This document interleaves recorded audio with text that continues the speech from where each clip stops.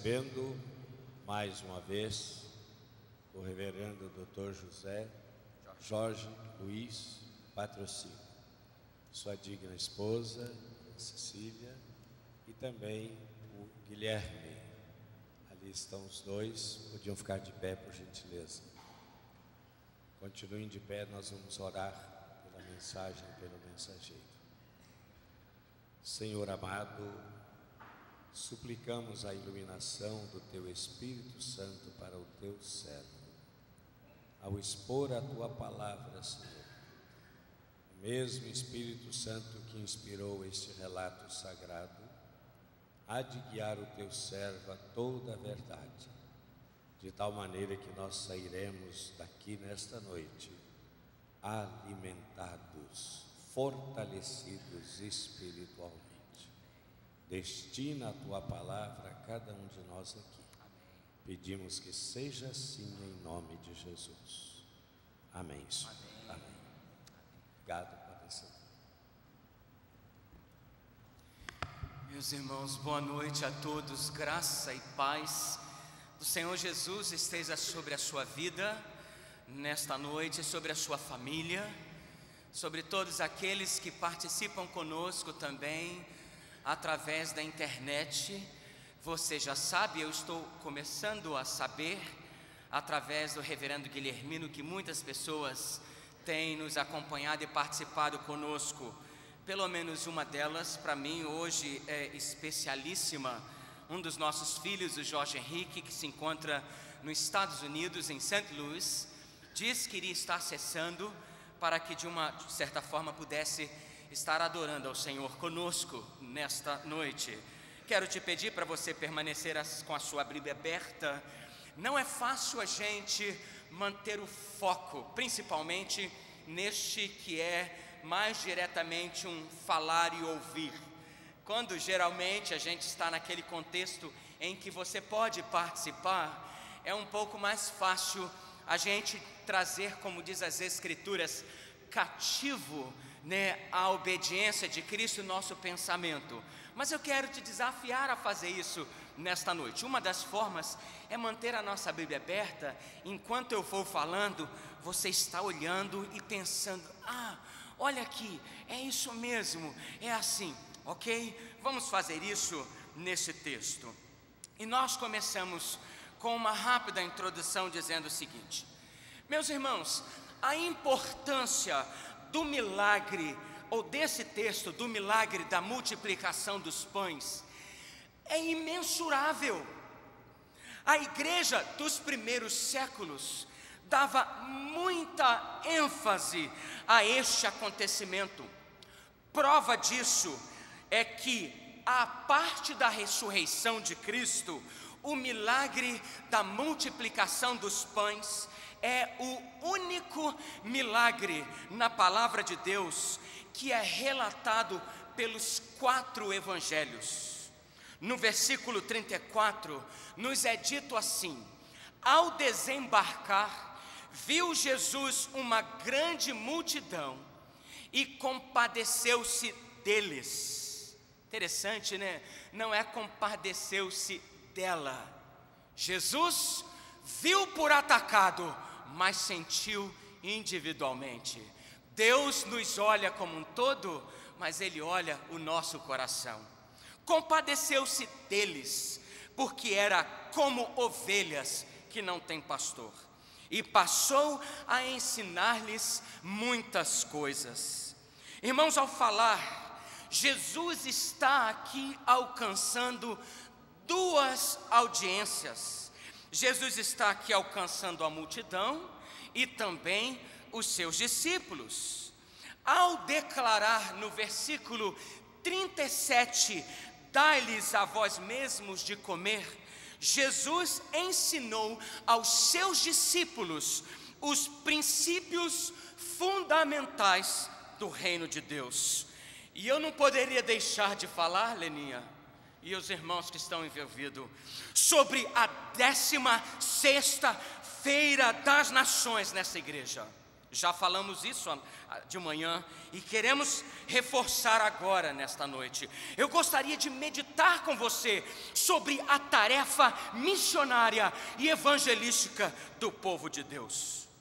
E o tema que nós escolhemos não é esta vertente da multidão faminta, mas o que Jesus disse para os seus discípulos: dá-lhes a vós mesmo de comer. Deixe-me pontuar alguns detalhes para vocês neste acontecimento. Olha, há uma tentativa ao longo da história de fazer e descobrir alguns simbolismos de números mencionados nesse texto, na tentativa de linká-los aos acontecimentos do Antigo Testamento. Logo, alguns dizem que os 5 pães representam como que o símbolo do decálogo, das 5 leis, dos 5 livros de Moisés, e os 12 cestos como se fossem as 12 tribos de Israel. Tudo isso para linkar este acontecimento ao povo de Israel e a Moisés. Particularmente eu penso que não é esta uma boa forma de retornarmos lá. Não há necessidade de recorrermos aos números, apesar de que os 12 cestos que sobraram, é verdade, nos ensinam que aqui Jesus está dizendo que o comissionamento de dar ao povo de comer não era para 1, para 2, para 3 discípulos, mas para os 12, de forma que esses 12 cestos era o retornar desses irmãos. Assim era a singularidade da igreja. Mas há alguns detalhes na narrativa de Marcos que eu não poderia deixar apenas à guisa de introdução, de meditar e pensar com vocês. Pontuo pelo menos 3 deles. Marcos, juntamente com Mateus, escreve este acontecimento logo após a determinação de Herodes de matar João Batista. Segundo, Marcos, juntamente com Mateus e João, coloca este milagre da multiplicação dos pães imediatamente anterior ao milagre de Jesus andar sobre as águas. Terceiro, Marcos, por 3 vezes, diz a palavra deserto. No versículo 31, vinde repousar a parte no lugar deserto. No versículo 32, então foram sós no barco para um lugar solitário, deserto.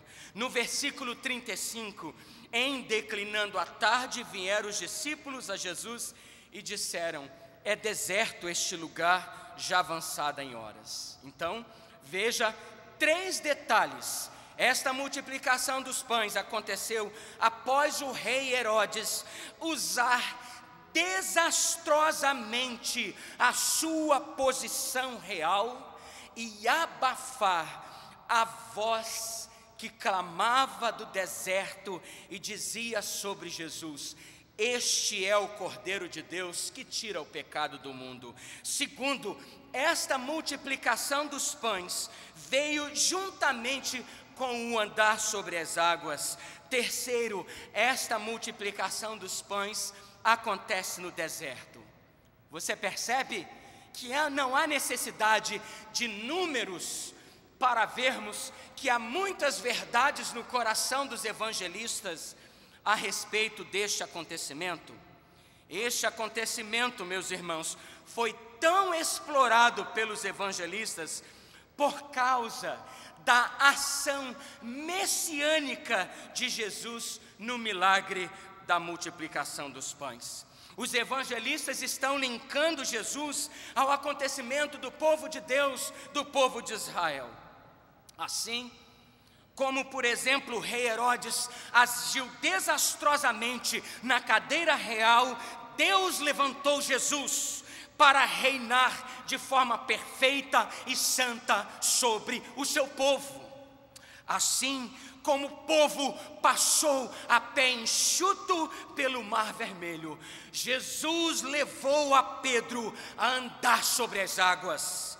Assim, como Deus sustentou o povo com o maná do deserto, Deus sustentou aquela multidão com pão.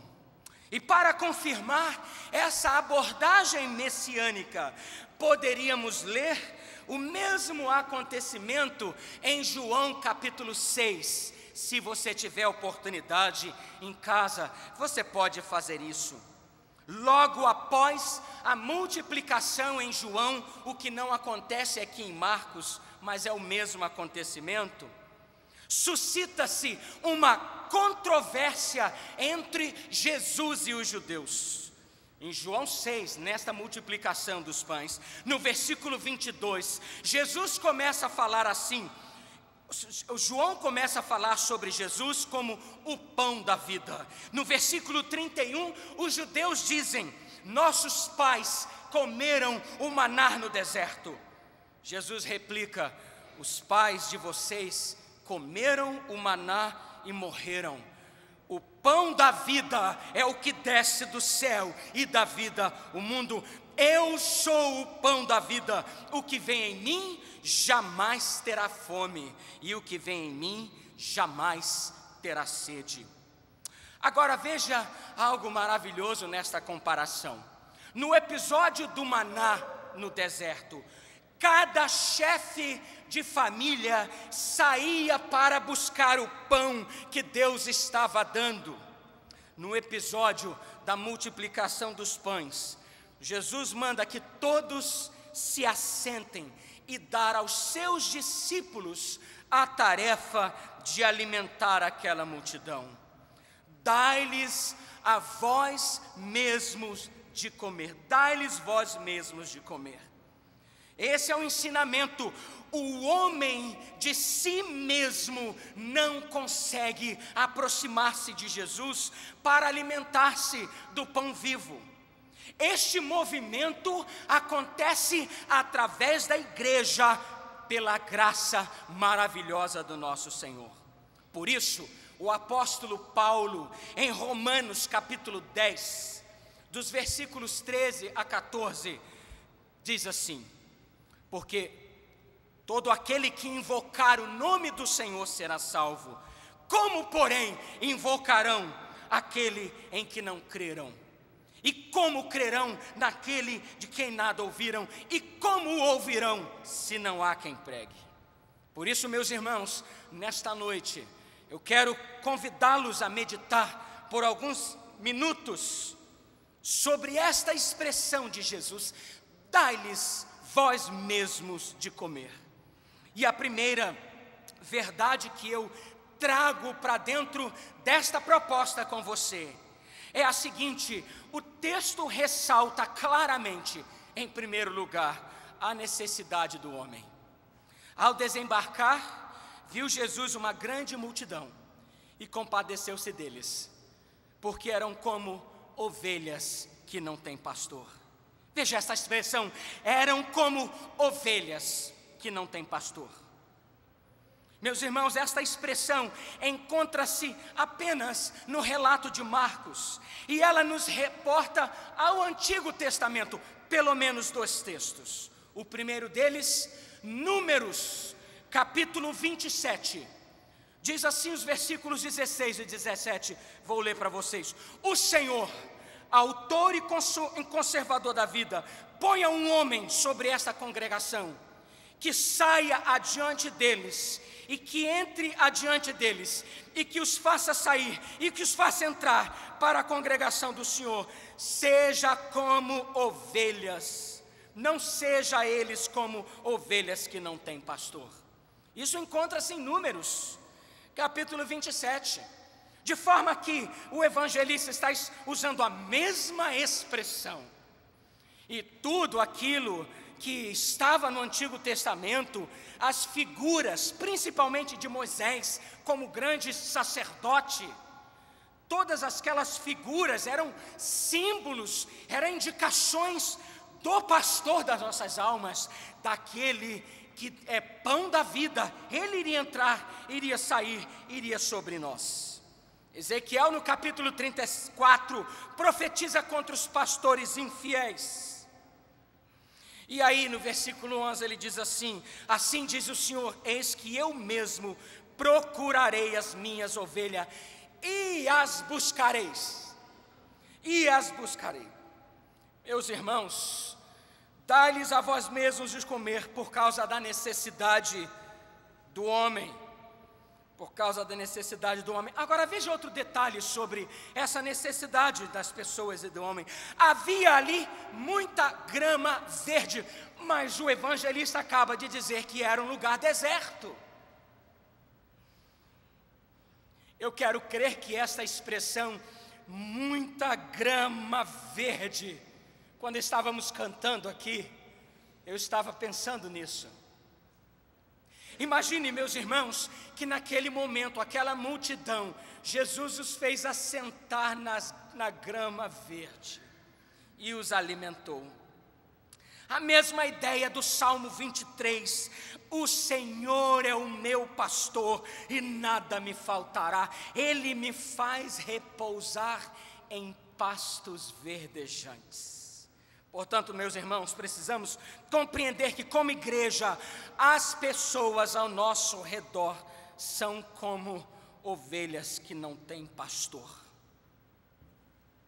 Nas 2 vezes que nós estivemos aqui com vocês, e agora mais pontualmente ontem também, meus irmãos, nós saímos aqui com alguns irmãos, ontem com a Cecília e o Guilherme, saímos por algumas ruas, e você sabe do que eu estou falando.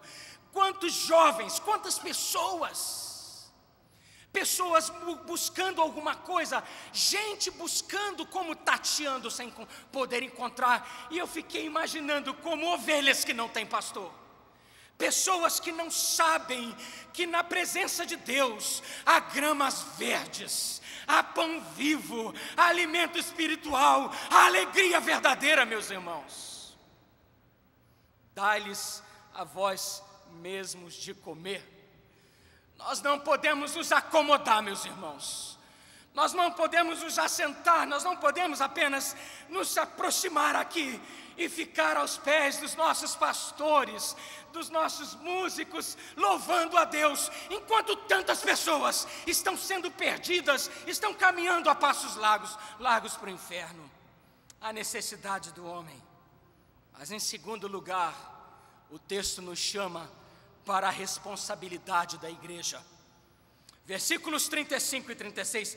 Declinando a tarde, vieram os discípulos e lhes disseram: é deserto esse lugar, já avançada a hora, despede-os, para que passando pelos campos ao redor, pelas aldeias, comprem para si o que comer. Porém ele lhes disse: dai-lhes a vós mesmos de comer. Disseram eles: iremos comprar 200 denários de pão para lhes dar de comer. Nos relatos de João, capítulo 6, o apóstolo diz que a pergunta partiu de Jesus diretamente para Filipe. E aqui, meus irmãos, mais uma vez ele está dizendo: dai a vós mesmos de comer. A responsabilidade da igreja. Meus irmãos, por que devemos evangelizar? Meus irmãos, na nossa geração, os motivos não estão tão claros, é verdade.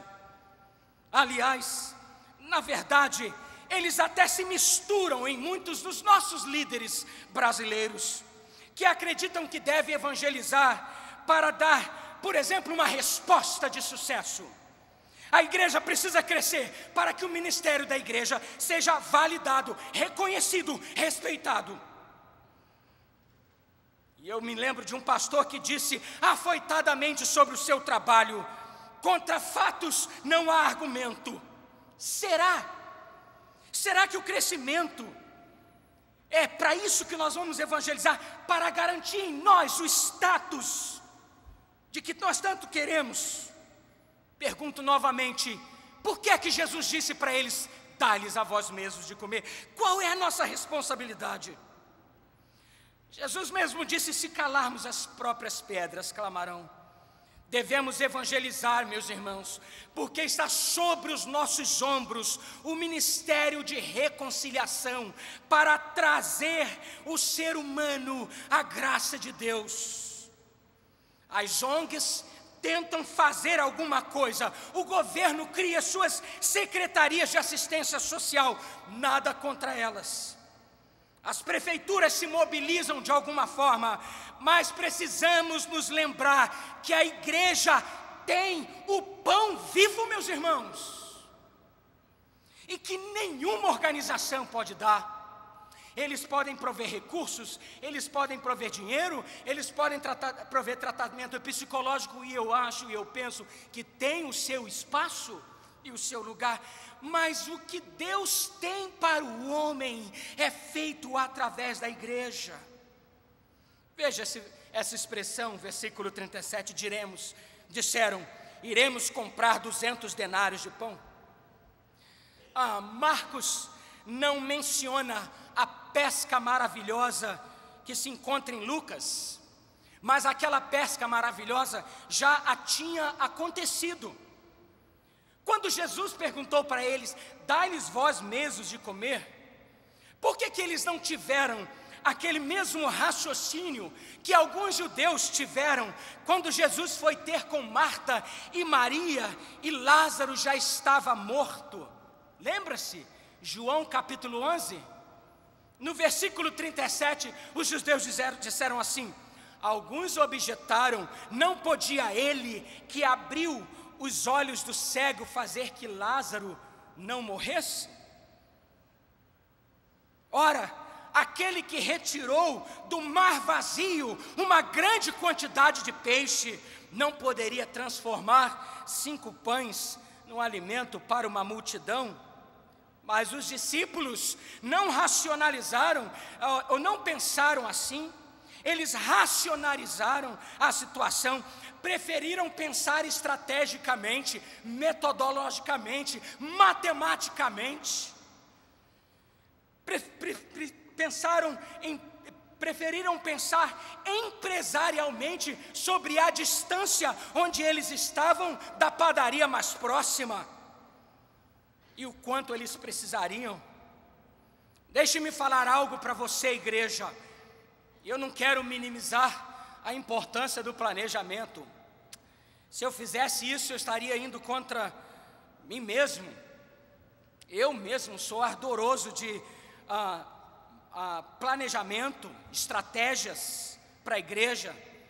Não canso de estudar, agora mesmo estou no outra pós lá e estou fazendo outra pós-graduação. Para que parar, não é? Vamos estudar, vamos cada dia mais estudar. Mas eu acredito que nós devemos estudar, reciclar, usar as melhores ferramentas na obra de Deus. Mas a verdade é a seguinte, a igreja caminha em fé, meus irmãos. A responsabilidade da igreja é para fazer a obra de Deus. Por isso, joelho dobrado nunca é demais. Jejum nunca é demais. Oração nunca é demais. Dai-lhes a vós mesmos de comer, essa é a sua responsabilidade. Da última vez que eu estive aqui, um dos presbíteros, presbítero Paulo, se não me falha a memória, Paulo Raposo, ele falou sobre o dízimo nesta igreja, falou sobre as grandes responsabilidades que essa igreja tem, e ele falou algo que é um princípio, meus irmãos. Ele disse assim, essa igreja tem um orçamento grande, essa igreja tem muita coisa para fazer, mas todos os anos nós começamos por fé. Todos os anos nós começamos por fé. A responsabilidade é nossa e nós não podemos deixar para o outro. Mas, em último lugar, aproveitando este gancho, a dependência de Deus. Quantos pães tendes? Ide ver. 5 pães, 2 peixes. Jesus ordenou que todos se assentassem em grupos sobre a relva verde. Fizeram repartindo-se grupos de 100 em 100, 50 em 50, tomando ele os pães e os peixes, erguendo os olhos ao céu, os abençoou e deu aos seus discípulos. Algumas expressões, quanto pães tendes? E de ver, será que Jesus não sabia quanto pães eles tinham? que é que Jesus faz assim? Ele fez também com Lázaro, você se lembra? João capítulo 11, quando ele disse, tendo dito isso, clamou em alta voz, vem para fora, saiu daquele que estivera morto, tendo os pés, as mãos ligados, e disse para eles, desatai-o e deixai-o ir. Por que é que Jesus faz isso? Por que ele faz essas perguntas? Por que é que quando ele ressuscitou a Lázaro, Lázaro já não saiu prontinho, gente, sem atadura, sem nada, desamarradinho da Silva, foi embora? Meus irmãos, ao mesmo tempo em que Jesus pergunta aos discípulos quanto pães eles tinham, Jesus promove o milagre. Jesus quer operar através do que nós somos e o que nós temos. Fez o povo se assentar e erguendo os olhos para o céu. Novamente, Jesus fez a mesma coisa com Lázaro. Diz o texto assim, Jesus olhou para o céu em Lázaro, Senhor, e disse, Senhor, graças te dou, porque tu me ouvistes. E aí João meticulosamente coloca uma frase dizendo assim, Jesus disse, aliás, eu sei que tu sempre me ouves, mas eu disse isso para que eles creiam. Olha como que Jesus é maravilhoso, meus irmãos. Ele não atropela. Talvez o pastor Jorge vai atropelando com você aqui, né? Falando tão rápido. Jesus não atropela, ele vai devagar. Ele vai no nosso compasso. Ele vai na medida que nós conseguimos acompanhar. Mas o importante de tudo é quando ele diz assim, sem mim nada podeis fazer. Lembre-se disso, a igreja caminha em fé. Não faz a obra na força do braço, mas na dependência de Deus, meus irmãos. Devemos colocar estampado em lugares próprios textos como esse, sem mim nada podeis fazer. E eu quero concluir com vocês, porque nesse dia nós optamos, desde o início, quando falamos sobre a pescaria, às 8 horas, no culto de 8, nós optamos convidá-los a refletir um pouco mais sobre a nossa tarefa missionária. E mais uma vez eu quero concluir dizendo, no próximo sábado nós teremos a 16ª Feira das Nações aqui na Catedral. Você precisa participar. Eu gostaria de desafiar, porque é um desafio, gente. Eu gostaria de desafiar você a rearranjar a sua agenda, a oferecer a Deus e a sua igreja o dia para reflexão e movimento missionário. É um desafio neste mundo frenético e corrido que nós vivemos. Venha com disposição, vista uma roupa confortável, um bom tênis, traga um boné, protetor solar, mas principalmente traga folhetos. Entregue folhetos ao redor da igreja. Na rua, vindo para cá, entregue para alguém, fala, hoje é o dia missionário, eu sou missionário e eu vou fazer a obra. Convide um vizinho, um parente, um amigo. Jesus está dizendo a você e a mim, dai-lhes a vós mesmos de comer. A ordem foi para quem? Foi para Filipe, foi para Pedro. Lembre-se que os 12 cestos indicavam a plenitude da igreja. A ordem é para mim e para você, dá-lhes a vós mesmos de comer. Amém? Eu queria que você orasse comigo agora. Eu queria convidá-lo a colocar-se de pé. E você vai orar ao Senhor agora. E você vai dizer para Deus, ó Deus, aqui está o meu coração. A primeira coisa que você precisa dar para Deus é o seu coração. Entregue para o Senhor. Quem sabe no sábado você está com muitas agendas, com muitas dificuldades. Diga para Deus, ó Deus, eu quero fazer parte deste tempo, me ajude. Faça, Senhor, um mover aqui, me ajude a arranjar essa agenda. Eu quero fazer parte deste rebanho e deste movimento em nome de Jesus. Ó Deus, nós agora apresentamos o nosso coração ao Senhor. Apresentamos a nossa vida. E queremos, ó Pai, em nome de Jesus, dizer: eis-me aqui. Senhor, eu quero dar de comer àqueles que estão ao redor de mim, porque um dia alguém também me ofereceu o pão vivo. Ó Deus, nós oramos nesta noite e nós pedimos ao Senhor que o Senhor gere oportunidades para nós, ó Deus, a nossa família, os nossos amigos. Ó Deus, nessa semana, ó Senhor, desperta o nosso coração, dê-nos sensibilidade, Senhor, para olharmos ao nosso redor e vermos as pessoas famintas e oferecermos o pão vivo que desce dos céus. No nome dele nós oramos e o povo de Deus diga amém. Amém. Graças a Deus. Pode se sentar. Thank you.